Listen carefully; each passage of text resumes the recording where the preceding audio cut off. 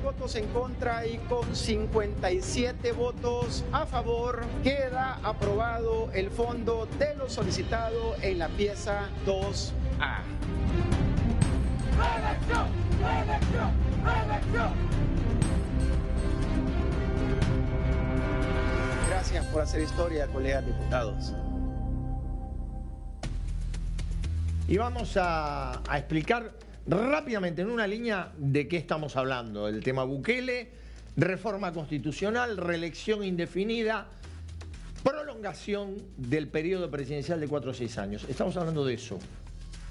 De una decisión claramente que, además del impacto que tuvo, provocó reacciones desde ya. La primera a las críticas fue la del propio Nayib Bukele, y él explicó en un posteo largo: el 90% de los países desarrollados permiten la reelección indefinida de su jefe de gobierno y nadie se inmuta. Pero cuando un país pequeño y pobre como El Salvador intenta hacer lo mismo, de repente se convierte en el fin de la democracia. Bueno, una argumentación del presidente de El Salvador. Bueno, habría que preguntarse, y esto es una pregunta absolutamente personal, habría que preguntarse si la reelección indefinida y la permanencia en el poder siempre de una misma persona es un buen mecanismo para combatir la pobreza que el propio presidente reconoce en el posteo. Pero estamos para hablar de esto con alguien mucho más idóneo que nosotros. Es la diputada Marcela Villatoro, de la Alianza Republicana Nacionalista de El Salvador. Nos está escuchando, diputada. Buenas noches. Eduardo Van der Koy, desde DNews Buenos Aires, la saluda. Muchísimas gracias, un gusto poder estar con usted y saludos a todos mis amigos de Buenos Aires. Les agradezco la oportunidad y permitirnos también contarles la otra cara de la verdad en El Salvador. Bueno, a ver, empecemos. Yo le pregunto, evidentemente, usted forma parte de una alianza de un partido opositor. Evidentemente, debe ser muy difícil para la oposición desarrollar actividades en un contexto donde el presidente, además de hacer lo que hace, tiene una mayoría parlamentaria absoluta y tiene un control muy fuerte también sobre el Poder Judicial. Dígame si es así o si estoy exagerando. No, es la verdad. Lo que pasa es que mucha gente no conoce todo el camino de lo que él hizo para poder llegar a esta decisión. Él fue electo como presidente de nuestro país en el año 2021. Al él quedar electo en medio de una pandemia, obviamente no tenía diputados dentro de la Asamblea Legislativa porque él iba por un partido externo, no por el partido Nuevas Ideas. Cuando él llegó a ser presidente, le pidió a la población salvadoreña que le diera diputados para poder él ejercer su mandato de una forma más fácil. Así que la población le respondió y le dio la mayoría dentro de la Asamblea Legislativa. Al darle esa mayoría, lo primero que hicieron fue quitar al fiscal general de la República y quitar a los magistrados de la Sala de lo Constitucional para poner personas afines al presidente Bukele y al partido Nuevas Ideas. Y fue esta Sala de lo Constitucional la que le permitió a Nayib Bukele ir a una reelección. En nuestra Constitución hay 7 artículos que impiden la reelección, de hecho lo prohíben. Nuestra misma Constitución dice de que si una persona promueve la reelección, esta persona pierde sus derechos de ciudadano.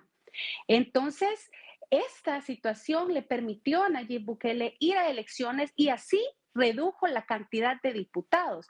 Habíamos 84 diputados y lo redujo a 60. Eso le permitió a él tener la gran mayoría en la Asamblea Legislativa y de todos los partidos únicamente quedamos 3 diputados que no somos afines al gobierno.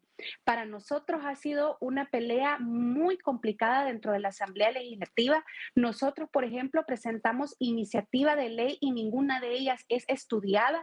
Todas y cada una de ellas son rechazadas por la bancada de Nuevas Ideas, que es del presidente Nayib Bukele, y es por esta misma popularidad que también buscan la forma de ridiculizar a los que no piensan igual a ellos.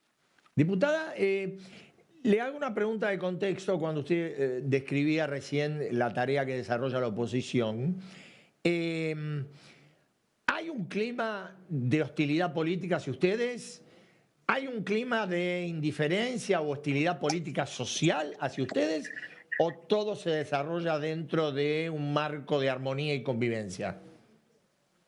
No le escuché la pregunta, se fue la señal. No, le decía, ¿me escucha ahora?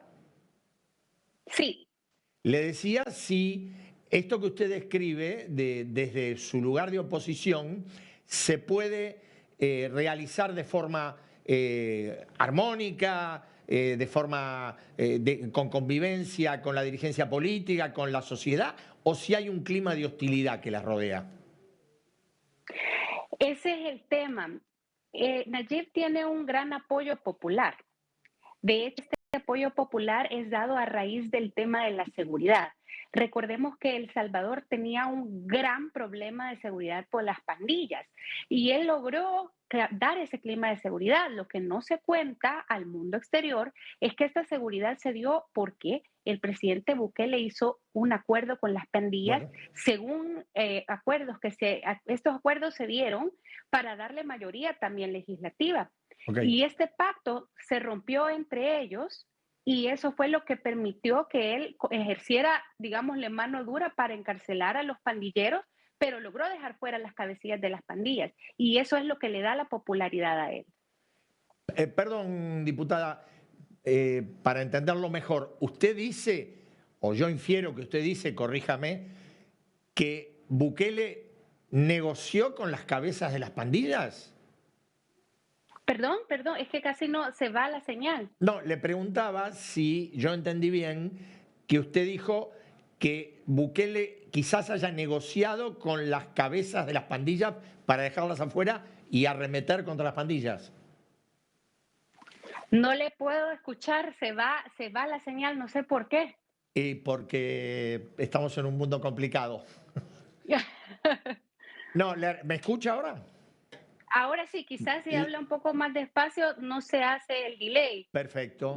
Le preguntaba si usted dijo o yo interpreté que Bukele puede haber negociado con las cabezas de las pandillas para arremeter contra las pandillas. No, hay información periodística seria que confirma el periódico El Faro, entre otros, que de hecho tuvieron una entrevista con las cabezas de las pandillas que comentaban que hubo un acuerdo entre ellos para permitir que tuvieran más diputados dentro de la Asamblea Legislativa, así como su elección como alcalde de San Salvador por el partido FMLN. Entonces, él siempre lo ha negado, pero ese acuerdo se rompió cuando un fin de semana ellos hicieron una gran matanza en todo el país. Y a raíz de eso fue que se aplicó el régimen de excepción en todo El Salvador, que llevamos varios años ya con el régimen de excepción. Entonces, esto es el haber sacado a las pandillas de la, digamos, de la sociedad, es lo que le ha permitido a él que tenga esa popularidad con la gente. Pero las cabecillas de las pandillas, la mayoría de ellas no está dentro de las cárceles, pudieron salir. En esta entrevista que se le hizo a estas cabecillas, que nadie sabe a dónde están ni en qué país fue la entrevista, comentaban que se les permitió y se les avisó que ellos salieran de El Salvador en ese momento. Incluso hay un audio del director del tejido social a donde le dice a un cabecilla de pandilla que él mismo sacó a uno de ellos hacia Guatemala. Entonces, esa sensación de seguridad que se ha dado en el país sí existe, pero también antes hubo un acuerdo con ellos. Diputada, le voy a hablar despacio, así me escucha. Usted hablaba de la popularidad del presidente y hablaba de la popularidad basado en lo que describía como el éxito de la lucha contra las maras. Mi pregunta es, ¿la sociedad acepta esto de forma integral, incondicional, o hay objeciones a los procedimientos en esa lucha? Sí, hay varias personas y movimientos civiles, porque ustedes saben que para poder llegar a encarcelar a esta gran cantidad de población, se han ido varias personas que no pertenecían a las pandillas. De hecho, hay varias ONGs que han llevado esos conteos porque cuando se comenzó el régimen de excepción se permitió que cualquier persona hiciera una llamada telefónica para denunciar a cualquier vecino. Y en medio de eso se iban personas que eran inocentes. También lo que pasó es que se le daba una cuota a los policías para en ese día encarcelar a un número determinado de personas. Entonces se llevaban a cualquier persona. Y han habido gente que se ha demostrado que no pertenece a estos grupos, que tienen carta de libertad y sin embargo no han sido liberados. Entonces, lo que ocupa el Estado para cualquier abusos que han existido y aquel control de los derechos humanos es que dicen, si usted no está conmigo, usted es pandillero.